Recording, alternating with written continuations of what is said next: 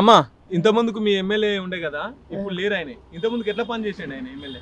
MLA బాగానే చేసిండు. బాగానే చేసిండు అమ్మా. మంచిగానే చేసిండు ఎమ్మెల్యే. ఇప్పుడు మళ్ళీ ఎలక్షన్స్ రాబోతున్నాయి కదా మీ ఏరియాలో, ఎమ్మెల్యేకే వేస్తాం. ఏ పార్టీని గెలిపిస్తారు? ఏం పార్టీలు అంటే తెలియదు బిడ్డ. ఏ పార్టీలు అంటే ఎమ్మెల్యే అయితే తెలుసు, ఆయనకే గెలిపిస్తాం. ఏ ఎమ్మెల్యే గెలిపిస్తారు? మన చచ్చిపోయింది కదా, ఆయన భార్య నిలబడుతుంది కదా. అలా భార్య నిలబడుతుందా? నిలబడుతుంది. ఆమెకే వేస్తారా? ఆమెకే వేస్తాం. ఆమెకే వేస్తారా? ఆమెకే వేస్తాం. పింఛన్ వస్తుందా నీకు? పింఛన్ వస్తుందా? పింఛన్ వస్తుంది. కాంగ్రెస్ సర్కార్ మంచిగా చేస్తుందా? మంచిగా చేస్తుంది. మంచిగా చేస్తుందా? మీ పేరేం పేరు? నా పేరు యాదమ్మ. యాదమ్మ. ఇప్పుడు మీ ఎమ్మెల్యే చనిపోయింది కదా, ఇప్పుడు ఒకవేళ ఎలక్షన్స్ వస్తే ఎవరు ఎమ్మెల్యే ఉంటే బాగుంటది, ఏ పార్టీ ఉంటే బాగుంటది, ఎవరికైతే మీరు ఓట్లు వేస్తారు? కేటీఆర్కి ఇస్తాం.